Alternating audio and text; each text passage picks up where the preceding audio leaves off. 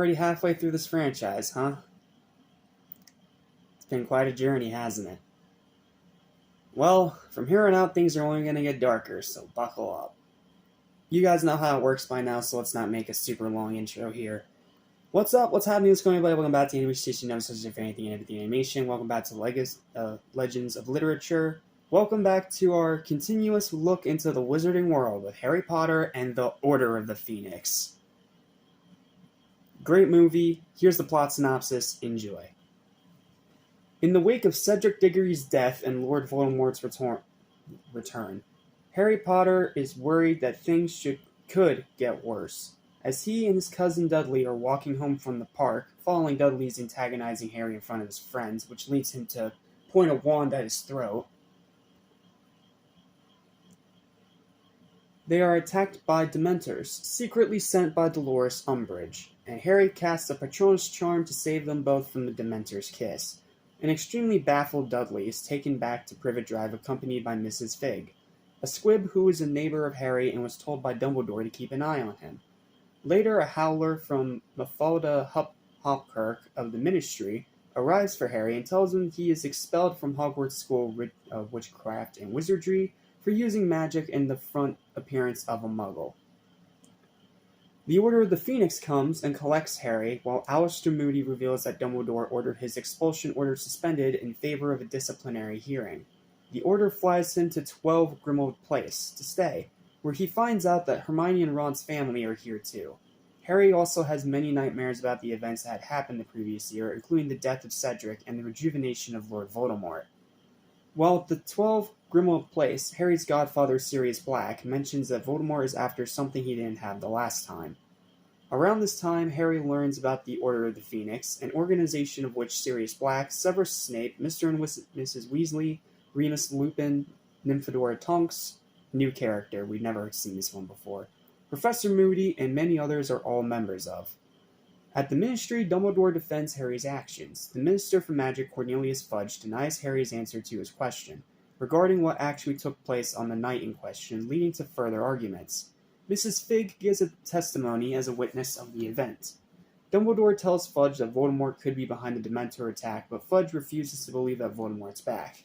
In the end, Harry's cleared of all charges because Dumbledore reminds them that expelling him from the school for using a charm to defend himself against Dementors is unjustifiable, as it is not forbidden for even an underage wizard to use magic in a matter of life or death. I mean, that's a bit of a loophole that they never really talked about before, but it's okay, I'll give it a pass.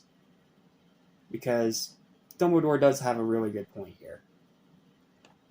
I also do want to point out that this is the first time we actually get to see the Ministry of Magic, after hearing about it for, 3-4 movies now? And we finally get to see it in all its glory. And it's really cool. I do like the little London phone booth visitor entrance. There's also Floo Networks. It's all black with white lines for tiles and bricks. It's a really cool building. I love the design. It's so freaking cool. I wish they spent more time on it, but it looks really cool. And not to mention, it does end up coming back in Deathly Hallows Part 1. So, yeah, I love the Ministry. I love its design. I love the way it works. I love the way it adds more to the lore. And it doesn't feel forced or contrived because it's been teased about and it's been mentioned in all the other movies, but this is the first time we actually get to see the full building and the full Ministry itself. It's so interesting. It's so unique. And it's a lot of freaking fun to analyze and look at. All the unique little details scattered all throughout its design, which I cannot even begin to do in a video like this. Just go out and look for yourself. Do some research, because there's some pretty interesting things scattered all throughout this movie with this Ministry of Magic.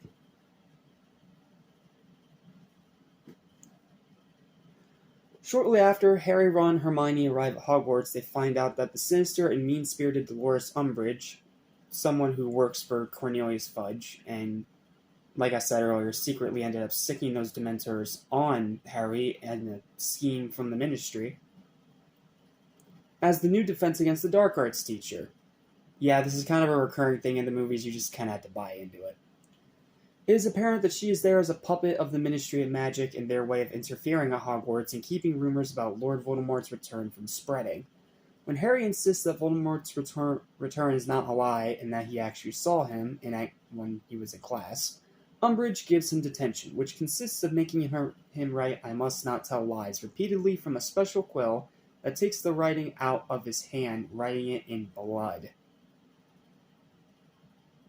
Yeah, it's fucked up. This proves to be the beginning of Dolores Umbridge's abuses of power as the Ministry of Magic's High Inquisitor. She introduces restriction after restriction, as well as evaluating teachers to determine that they're worthy of remaining at Hogwarts. This leads to her sacking Trelawney, but she's stopped from throwing her out of Hogwarts altogether by Dumbledore and McGonagall. And then he tells McGonagall to escort Trelawney back inside. When Umbridge begins to argue about his actions, Dumbledore tells him that she has the right to sack teachers, but not to banish them from the grounds, as that power remains with the headmaster. At the same time, Dumbledore distances himself from Harry, knowing that Harry's mind is connected to Voldemort and can now see visions of Voldemort when he gets a big emotional charge such as happiness or, in this case, anger, which he actually has a good bit view of in this movie. I already mentioned the part where Dudley was antagonizing him and he put a wand up to his throat, but he also almost punches out Draco on the train. Then he yells at Ron. He has a lot of moments of anger in this movie, and it's interesting to see that coming out of Harry, of all people. It's interesting.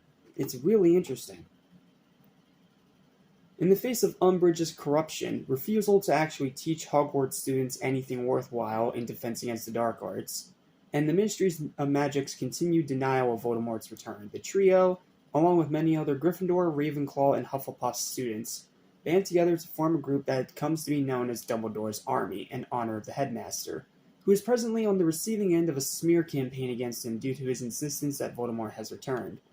The DA members decide to find a secret place in the castle where all willing students can come and learn, and Neville finds the Room of Requirement, a hidden room in Hogwarts that gives those inside things that they need. The group decides that Harry will be their new teacher.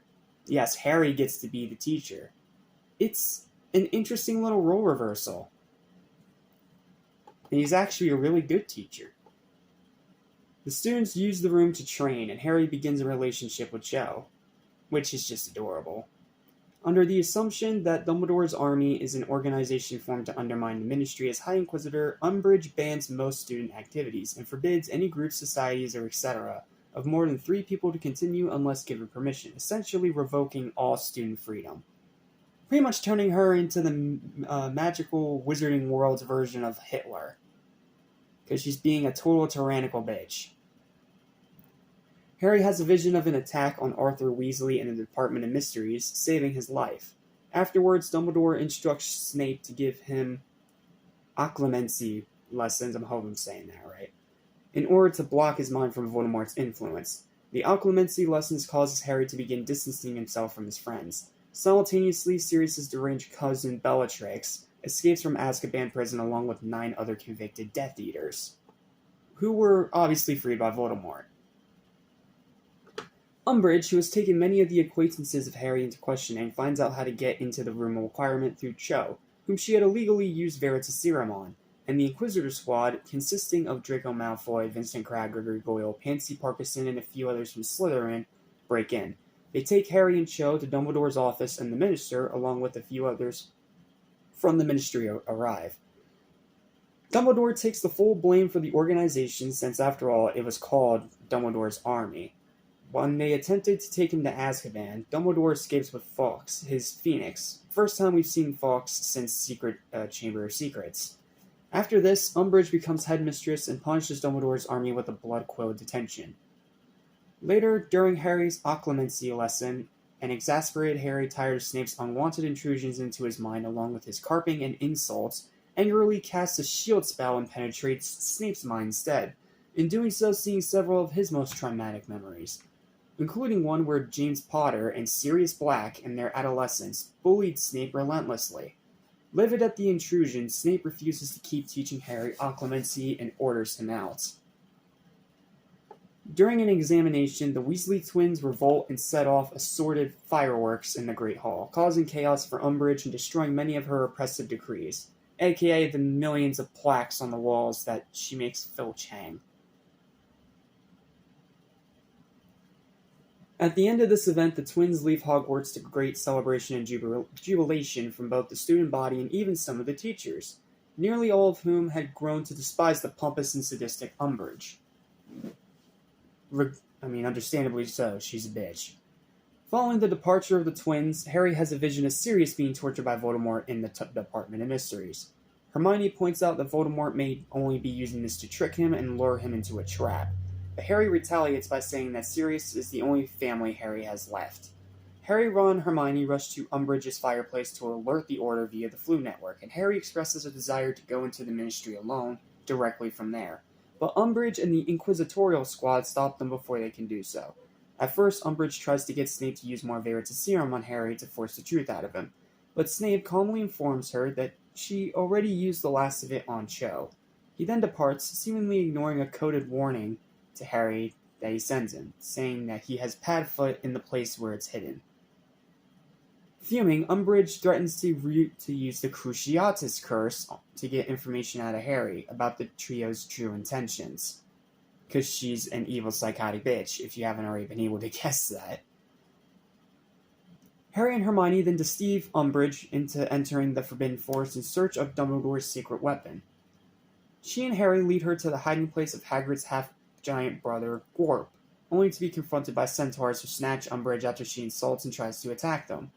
Umbridge begs Harry for help, but he replies, "I'm sorry, Professor, but I must not tell lies." And then the centaurs then drag a horrified Umbridge off into the woods, where she's not seen again until Deathly Hallows Part 1. But they never explain what really happened to her after that. And as for the whole Gorp thing, yes, there was a scene earlier where shortly after Dumbledore had to leave Hogwarts, Hagrid knew that at some point he was going to get the sack from Umbridge, so he introduces Harry, Ron, and Hermione to his half-brother and asks them to please take care of him should he ever have to leave.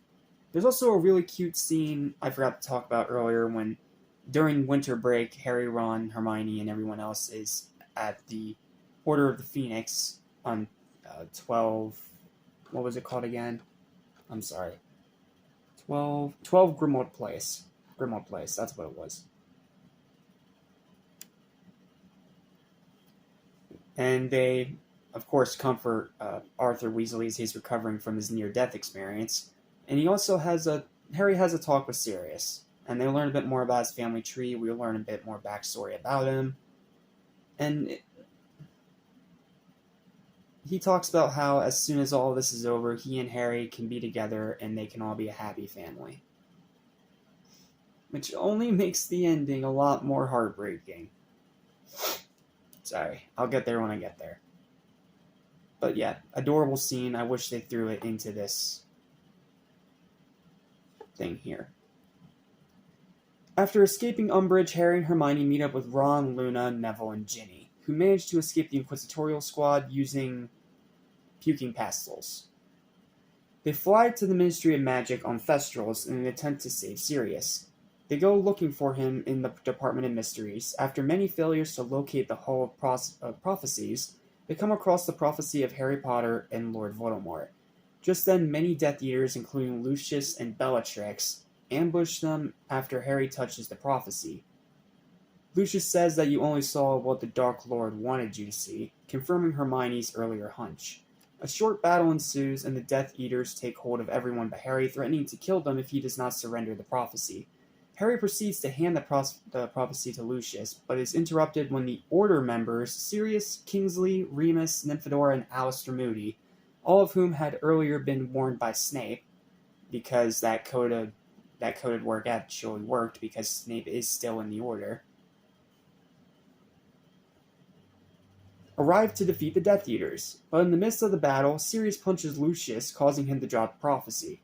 Shortly after Lucius is defeated, Bellatrix strikes him with the killing curse of Avada Kedavra, killing him by sending him through the veil into the great beyond. Yep, this is where the tears usually start for me, man.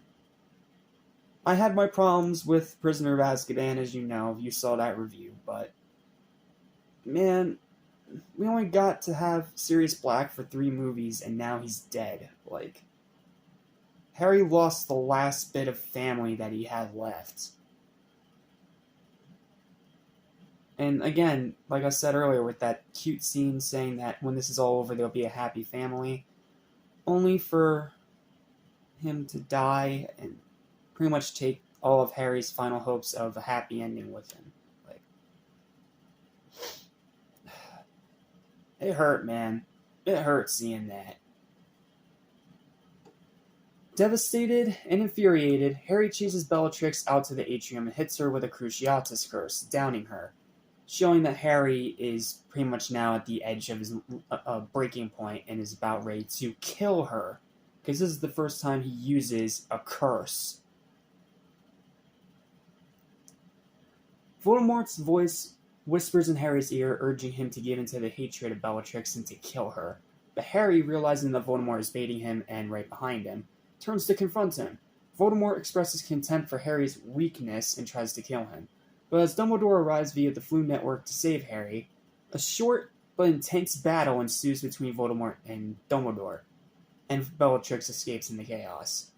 And the fight itself is freaking awesome. I mean, it's literally in the atrium of the Ministry of Magic.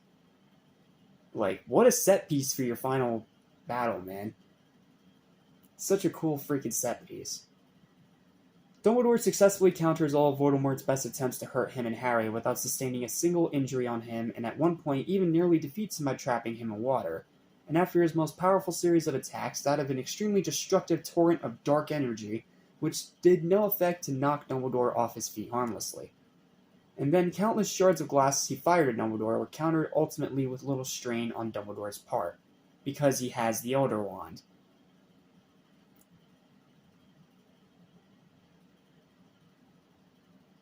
Who stood back up shortly afterwards, prepared to continue fighting. The Dark Lord decides to switch tactics by attempting to possess Harry, who manages to overcome his efforts due to Harry's love for his friends and Sirius, as he does defiantly saying that Voldemort is the weak one and that he will never feel true love or friendship. Yeah, it became a possession movie for a second there, which is freaky in a movie series like this to see that. Like, imagine if Voldemort was successful, possessed Harry, and then used his body to kill everyone. That is some dark, dark shit. Like, that's crazy that they threw that in there. Voldemort exits Harry's body and coldly tells him that he will lose everything and that he is a fool. And that's when the Ministry officials arrive and finally see that Dumbledore and Harry were true all along. Voldemort disapparates in an attempt to escape unnoticed but does not succeed. The Ministry officials are able to catch a glimpse of him, and Fudge is forced to admit that the Dark Lord is indeed back in power and resigns as the Minister in disgrace for his actions. Umbridge is fired from Hogwarts, Lucius Malfoy and the other Death Eaters that participated are sent to Azkaban, and Dumbledore is reinstated as headmaster. Upon their return, Dumbledore and Harry discuss the prophecy, and Harry discovers that in the end, only one can live, and that he and Voldemort are destined to fight each other one last time. Though this revelation is sombering, Harry ends his school year standing by his friends, optimistic about the future because he knows that they have something Voldemort does not. Something worth fighting for. Looming that the big war is on the horizon. And that's the story of Order of the Phoenix. It's deep, it's complex, it's intricate, and it is incredible from start to finish. Like, amazing story. Arguably even better than Goblet. But at the same time, I don't know, a few scenes could have been cut here and there. Like the montage of Umbridge doing all these things with this goofy music playing over it. Like, that scene was just cheesy and felt out of place. But outside of that, it's dark, it's emotional, it's heartbreaking, but it's also hopeful and all around a great watch. Like, amazing story, amazing job by the writers. And yes, I'm saying the writers, not she who shall not be named, because I do not give credit to sexist bigots. Alright, now we get to our new characters. Let's see. Try and find them out here. Give me a sec. Applebrook as Grubbly Plank is okay. We don't really see much of her, but she's alright. Let's see. Gary Oldman as Sirius Black in his final performance is heartbreaking. Dude should have got an Oscar, man. He should have got an Oscar for this. It's such a great performance. And then Brendan plays the real Mad Eye this time, not an imposter, and he does a great job every second he's on screen, even though it's brief. We meet Natalia Tena as Nymphadora Tonks. Tonks is a new character. She wasn't in the past few movies. And I really like her character. We don't really get to see a whole lot of her because she's very much a background character, but what we get to see of her, I do want to learn more. She's a really cool character. And then we have Kingsley Shacklebolt, which I think this is his first movie too. Is played by George Harris. He does a great job. And then, any other new ones? Yes, Helena Bonham Carter, one of Tim Burton's favorite actresses, as Bellatrix. Demented, evil, psychotic, and great every single second she's on screen. She's one of those characters that you love to hate and can't wait to see die. Amazing job by that actress. Amazing, amazing job. And then we have a new student in this class. And we have a new student joining the franchise, and she ends up becoming a pretty big part of it from here on out. Let's talk about Luna Lovegood, played by Evanna Lynch. She's my mom's favorite character, and I can kind of see why. She's out there, she's kooky and silly, but she's been through a lot, and she somehow has this really likable charm to her. Not to mention, when push comes to shove, she knows how to fight and be a badass. So, yeah. Luna Lovegood is fantastic in this movie. Any more new ones I can really point out here? Not really. I mean, aside from Umbridge being one of the best villains in the franchise.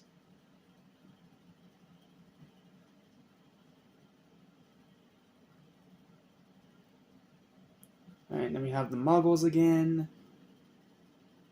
Magical creatures, animals. Nope, I think that's about it. Okay, let's see.